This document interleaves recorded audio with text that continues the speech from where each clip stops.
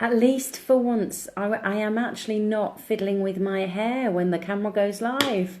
Good evening, ladies and gentlemen. My name is Jules Wyman, and this evening, I feel very official when I do this. I feel like I need to rattle some papers, and I haven't got my notebook in front of me today, so I can't do it. But welcome to Confidence Question Time, and I think that it is episode 40, and then I've immediately started fiddling with my hair. But I believe it's episode 40. I could be slightly awry with my numbers. But I am, we're going live.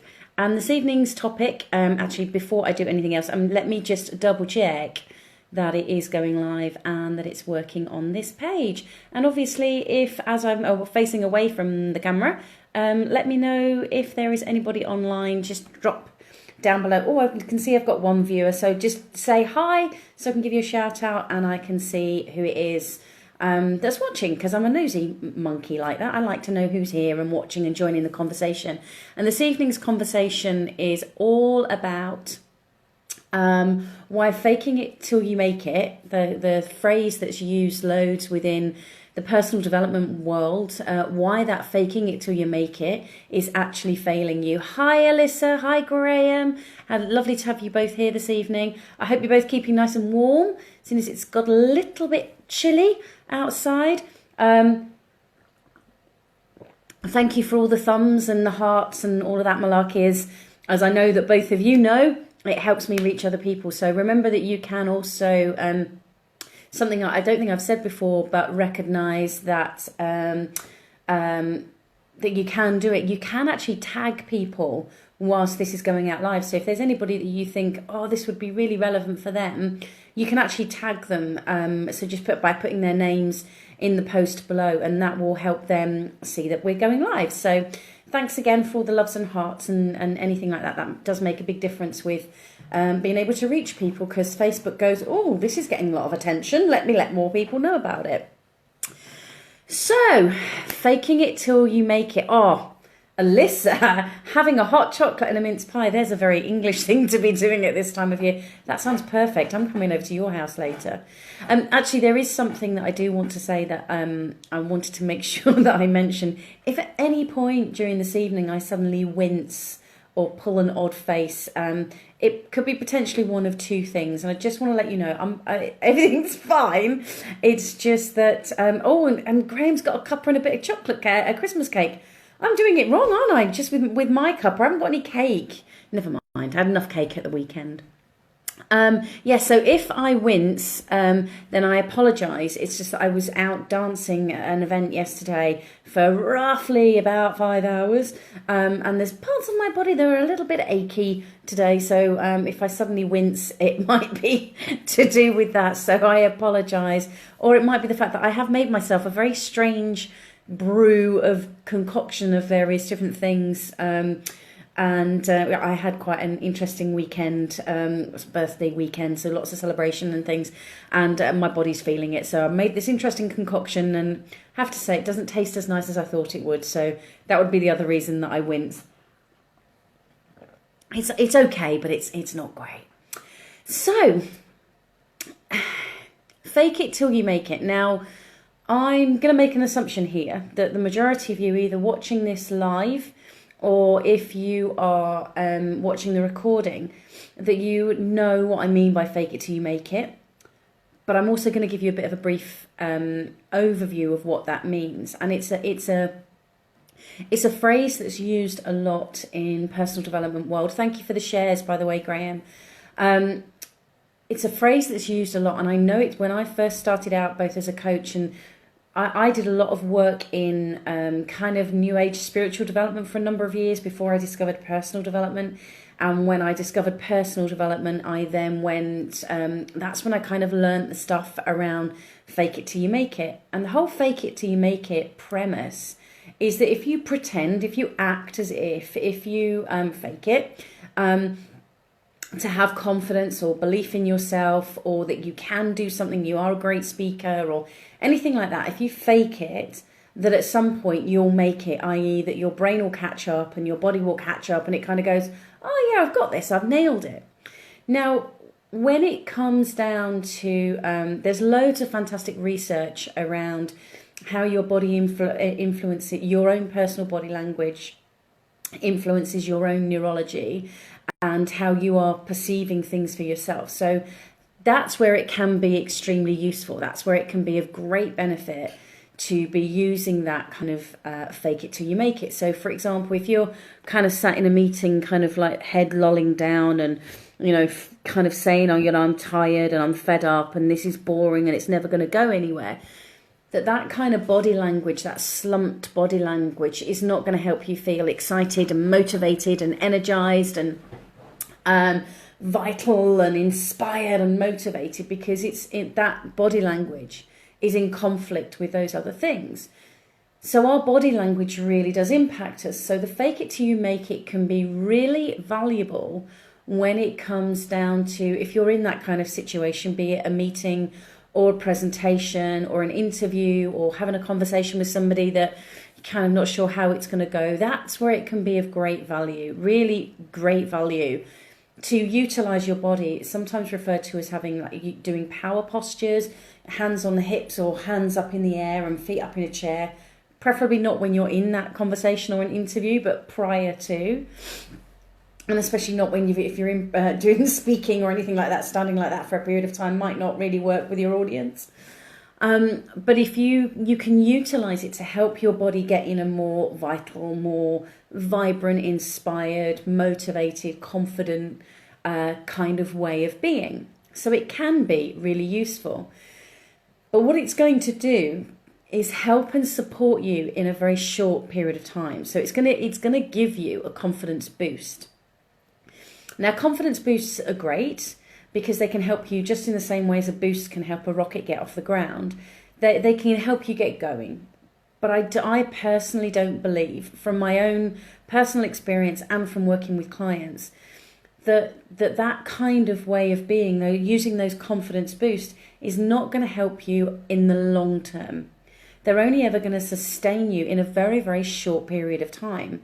And that may not be what you're looking for. The majority of people that I work with, both in a one-to-one situation, in workshops, the conversations that we've had on here, people are looking for sustainability with their confidence. They're looking for that. They want to feel good. They want to feel good in their own skin. They want to feel comfortable. They want to feel able to deal with life even when it throws a curveball. And that's what's, to me, is where fake it till you make it really lets people down. And where the benefit of the faking it till you make it, from my own perspective, is that I was using it for a long period of time, but then I was noticing that I was still not feeling comfortable in my own skin, that I was having to fake it consistently. It wasn't something I had to kind of pump myself up every single time. I had to force myself to be a certain way, or I had to keep doing those power moves, or I had to keep doing the power poses, or I had to keep doing that kind of forced way of affirming things to myself, which kind of put me into those situations as a character, as a confident character. Now, if I'm playing a confident character, if I'm acting as if I'm faking it, then there's kind of something that's going to happen for us internally, which is that when we're faking it, when we're acting as if, we've created this kind of third person, this other character in front of ourselves. Now, when we then get any positive praise, any positive feedback related to whatever we've just done, whether we've got the job, or whether we've had a great feedback from the speaking, or the conversation went really well, or whatever it was that we were doing where we were faking it, because we know that we were faking it, our brain takes that positive, those positive feedback, that positive compliments, but it associates it to the character that we've been playing. And unconsciously, what we end up saying is that because I know that I'm playing that character, I'm not taking that on board. So we distance ourselves from it. Hi, Chloe. She's on a bus, so can't join in. So we'll catch up later. Hi, Chloe. It was lovely to see you today, by the way. Lovely to catch up with you. So when we're creating that third person, that character, that's where the imposter syndrome comes in, because we unconsciously, sometimes consciously, know it's not us. So we distance ourselves from it. So any of that positive feedback just goes through us, it washes over us, and we don't take it on board, and we kind of run that sort of those thought processes of if they knew I was pretending, then they would never have said those things. And we start to kind of justify things in that way, rather than looking at the fact that if we were faking it, we must still be able to do it. But I'll come on to that in a moment. When we've got then we've created that character, we're faking it, we're acting as if. What we then do is any negative feedback, I personally wouldn't name it like that, because to me it's all just feedback, but that's again a different story. But when we get any kind of feedback that we perceive as being negative, when that's coming to that character that we've created, that fake it character, the acting as if one, when it's negative feedback, we then consciously or unconsciously go, oh yeah, well that's because I'm pretending, so I'll take that. Because we know that we're not really engaging and being with that person. Does this make sense? Can somebody let me know if this is making sense of you, or in fact, all of you that are watching, you let me know if this is making sense, if you get it. Basically, when we are faking it, when we are making it up, when we're pretending, when we're acting, that when we get the positive feedback, we associate it just to that character, the character that we've made up. I'm assuming that thumbs up means, Alyssa, that it is making sense, so thank you. But if we get any negative feedback, we associate it to ourselves, because we go, well, that's because I was pretending and I'm useless. But let me give you this scenario. Thank you, Alyssa.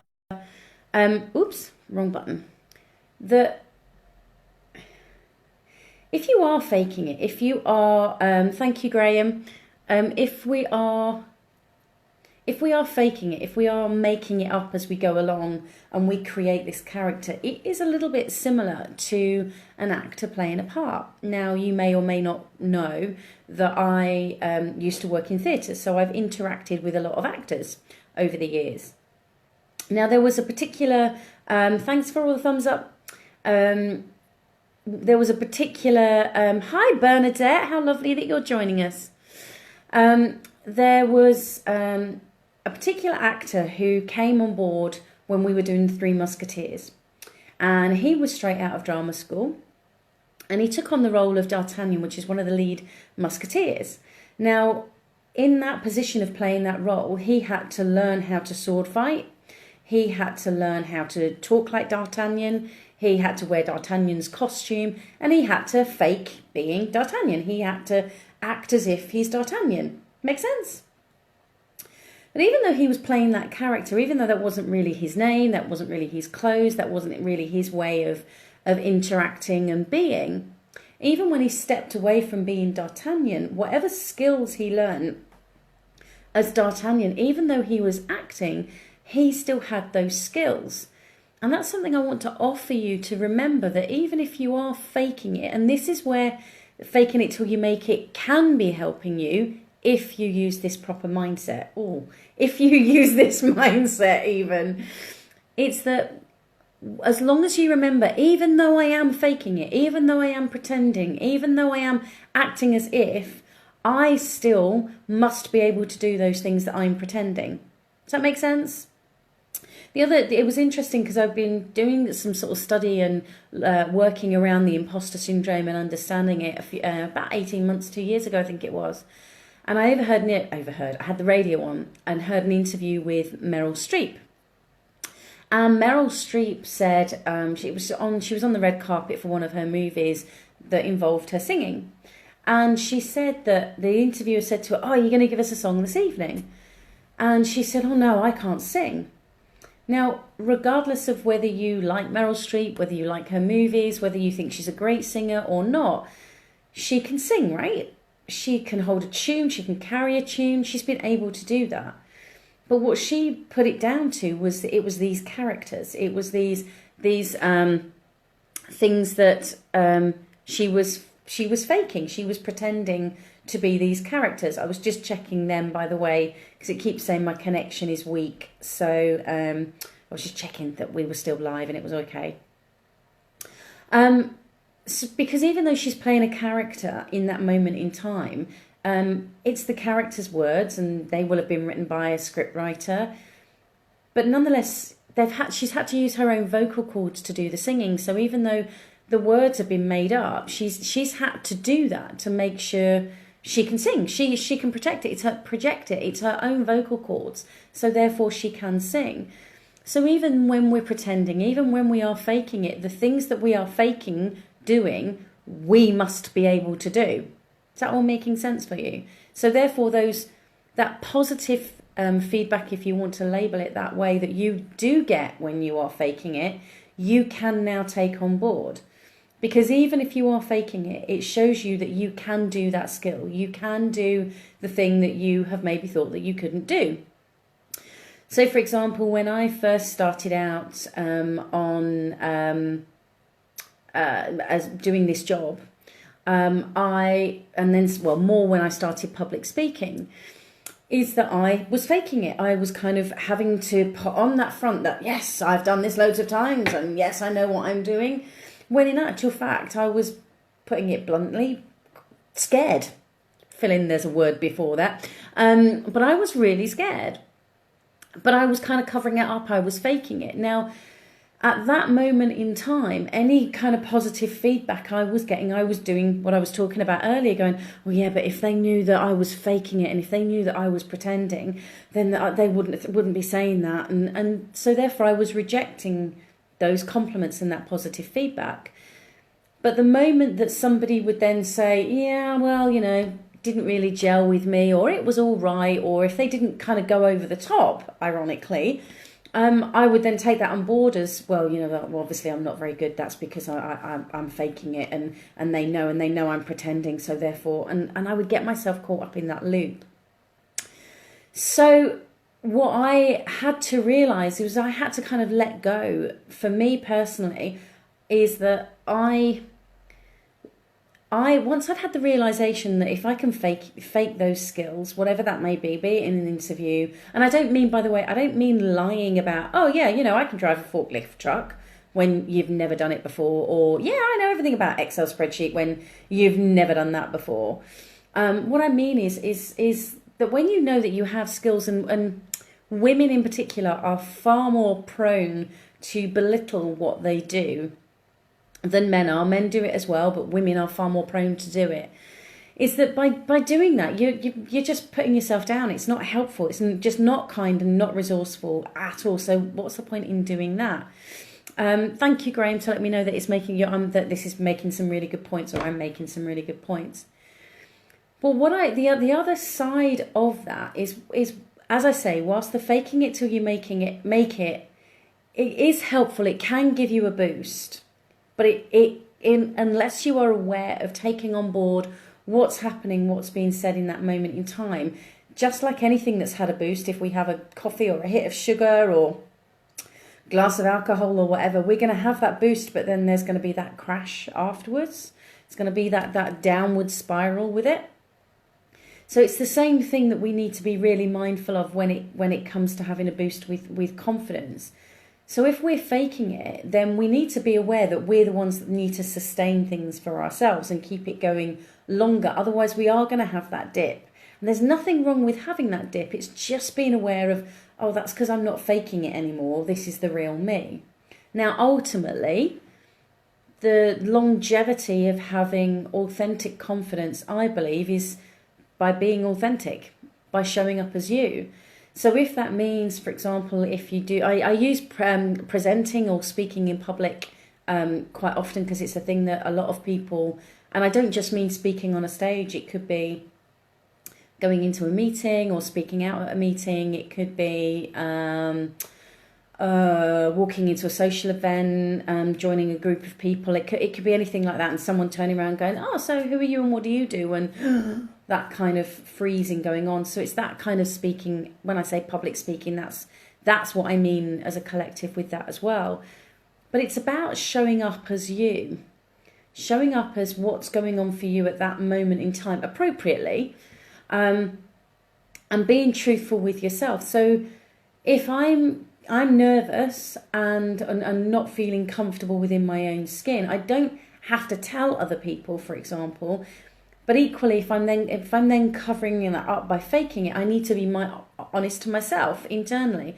Okay, so I'm not feeling at my best right at this moment in time, so I am going to fake it, and that's okay. I am going to act as if I'm going to give myself that boost, and that's okay. I've never done this before, or it's not a situation that I'm comfortable with, or it's not something that I enjoy, or whatever it may be. But being honest with yourself that it's okay to feel that. So I know I've used this as a reference before when I did the BBC nearly 2 years ago now, when I did the BBC interview, BBC Breakfast Television, is when I was stood outside the studio, I was aware that there was some nerves going on, and I was just kind of going, it's okay. It's absolutely okay for me to be nervous because I'm going in to do something that I've never done before, and that's okay.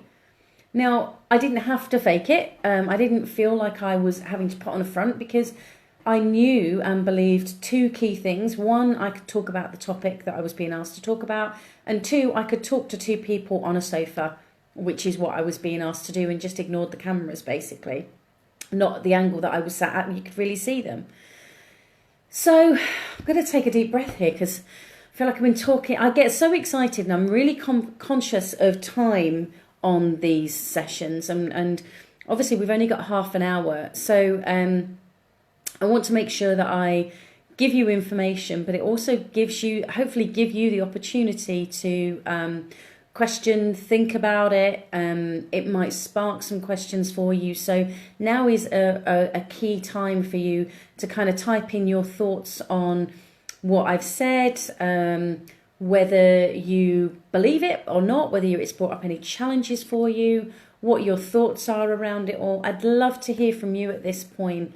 Around that topic of faking it till you make it, because I'm going to waffle a little bit, so get typing your or do thumbs up or hearts or any other emoticon that's appropriate for you at this moment in time.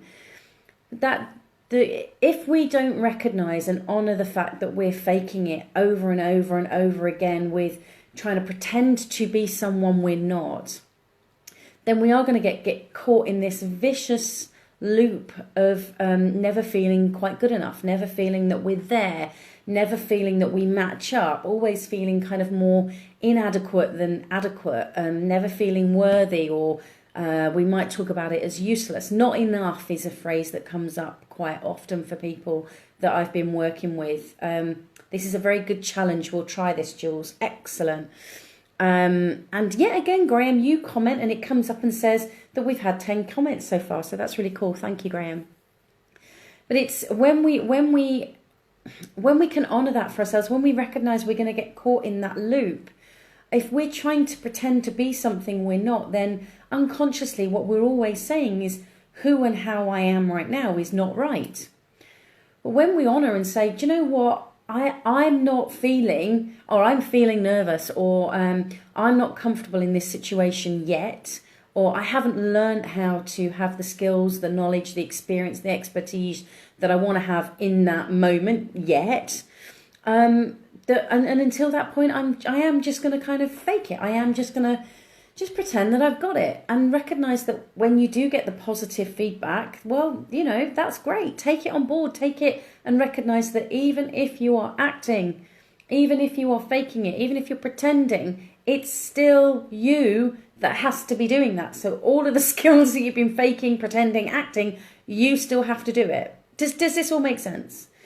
I'm going to pause for a moment and have a drink. I've probably avoided my drink because it's not as yummy as I thought it would be. But I need to have a drink. So what are your thoughts? Bernadette says it's good to know how to break that loop.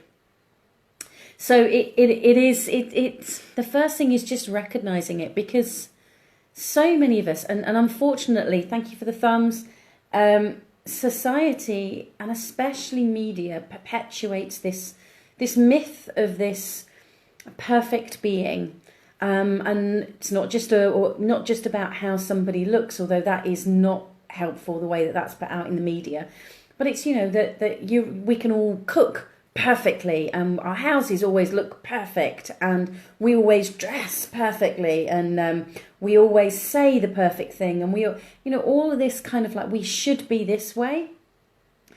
And in actual fact, we then, for ourselves internally, and a lot of this can come from our upbringing and how we perceive the world, excuse me, that's that dodgy drink, is that we create this perception of this ideal person, and then we try to fake to be that. And the unconscious message, as I've just said, is then constantly saying, well, who I really am, or rather who I think I am, is never going to be good enough. So we're caught in this loop between those two things, and always looking to be that one that's better or enough or adequate, and always making the one that who we perceive we really are when we're not pretending is wrong.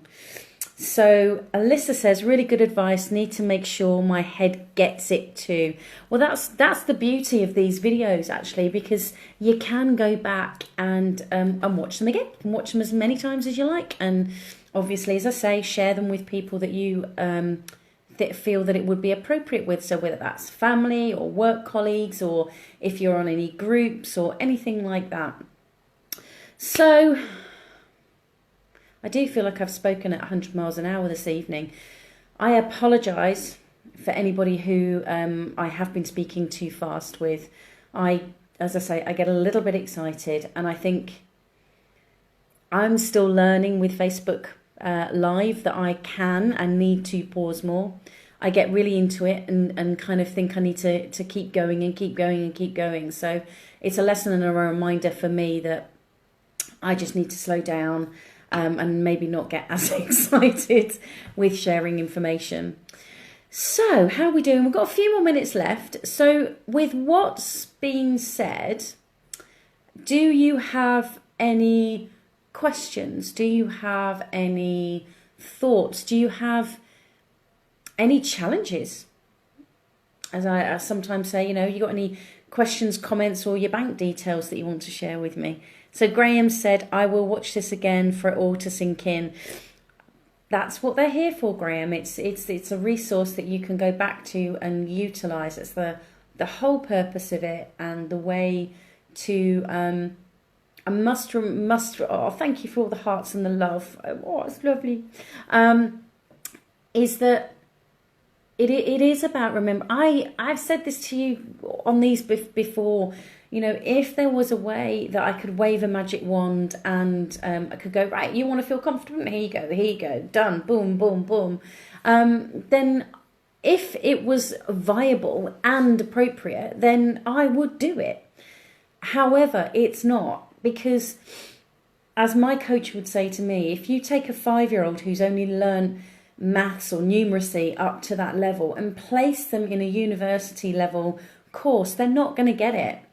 They've got to go through all the different levels of learning to support them to get to that point, to be able to compute it, to be able to understand it. And this is something that does take a while. So please be kind to yourself with recognising that this is a journey. This is about uncovering this information. This is about exploring this information and playing around with it and seeing what works for you. So Bernadette says, I've had good feedback of late, but don't feel it reflects how I feel at work. So I need to take that I might be faking it, but it's still me doing it. Yeah, absolutely, Bernadette. Thank you. And it's also about recognizing that a lot of the time that when people give us feedback, it's their perception, because a number of people that will come on the Truth About Confidence courses will say, well, other people think I've got confidence, but I really don't. And that is because we've been faking it. That is because we put on that brave face, or stiff upper lip, as we would say in Britain. We do that lots of the time. So take it on board and maybe just let it sink in and go, okay, so what are they seeing that I am doing? And how can I just take ownership of that? That it's like I posted on my personal, well, it's kind of personal but public profile page the other week about I can't remember how it was phrased, but it was something about putting the what's it called, comments box, a memory of us together. Whoever if you knew me, if we've met, then put a memory in of how we've met and what it meant. And I have 10 years ago I cycled 600 kilometers across Cambodia. and for charity. And one of the girls who I did that with was on Facebook, and she said that my memory is of you cycling across Cambodia always with a smile on your face.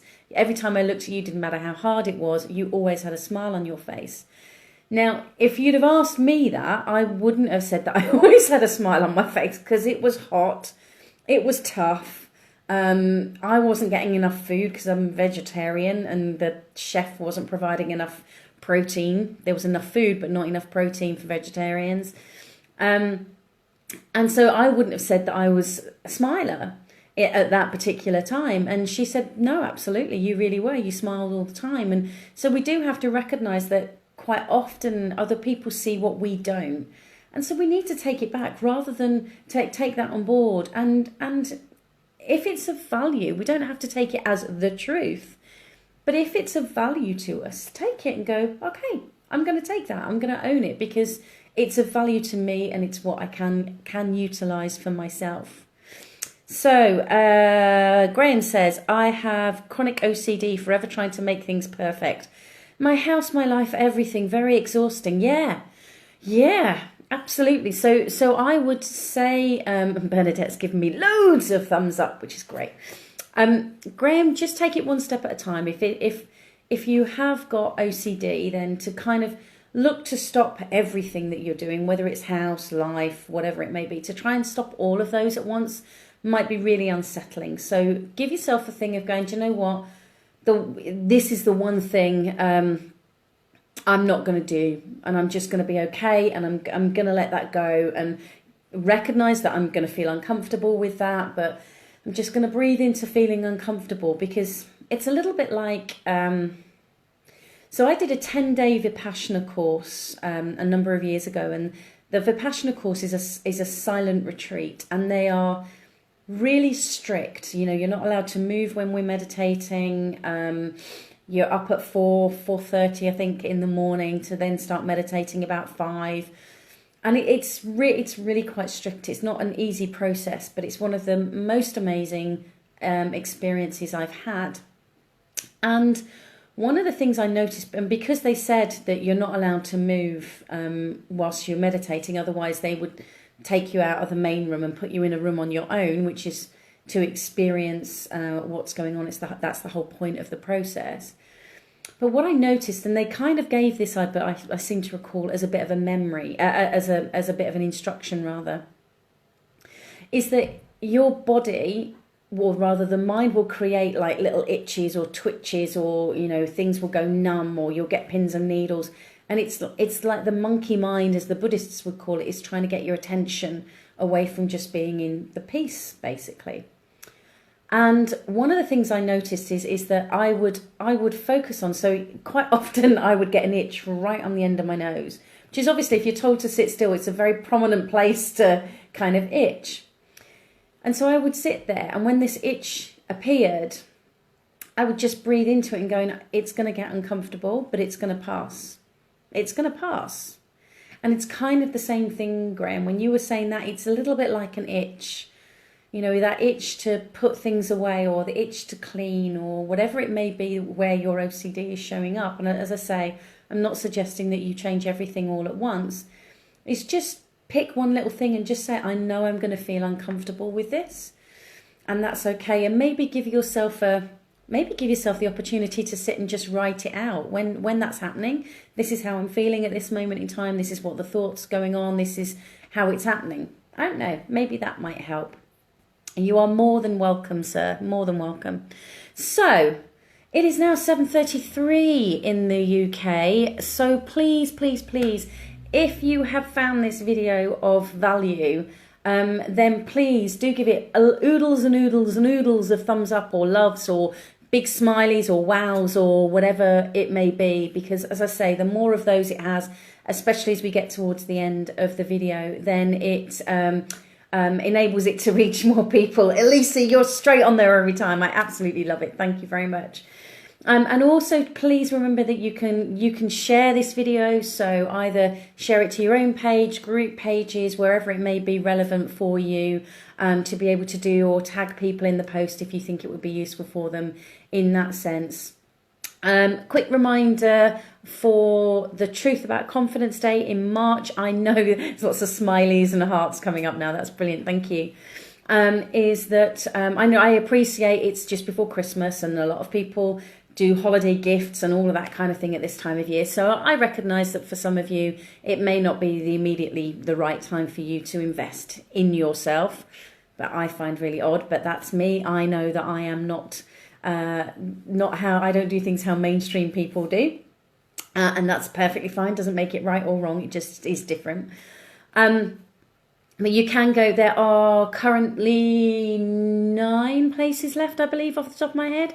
And you can go to the Truth About Confidence page, truthaboutconfidence.com, if you want to access that. And of course, you can go to juleswyman.com and get the 7 Keys of Confidence if you haven't done so already for free. And again, if you share this video, then let people know that juleswyman.com does have a lot of other free resources on there for you. So there will be a confidence question time next week. I haven't yet decided on the topic. So if you have a burning question that you want answered, or if you have a topic that you want discussed, then please do either pop it below this video, or you can whiz me an email with it, jules@juleswyman.com, or you can private message me on here. And I will look at what comes up. And if not, I will look at all the other bits of notes that I've got and we'll come up with a topic. So thank you to all of you who have joined in this evening watching live, for all the thumbs up and all the hearts and the loves and all of that malarkey. Thank you for your comments and your interactions. I appreciate those, and for the shares as well. And for those of you who are watching on the recording, thank you for dropping by as well. And all of those same things about getting in contact are relevant, just as relevant, whether you're watching it live or whether you're watching it the recording. Because if you put a comment underneath this video, even in the recording, then I will get a notification. So if you have a question, you can put it down there. So, yeah, I think that's it. I think I've exhausted myself, possibly exhausted you as well watching. So thank you very much for joining me this evening. Stay safe, keep warm, and remember, believe in yourself, because your life really does depend on it. Take care. Bye.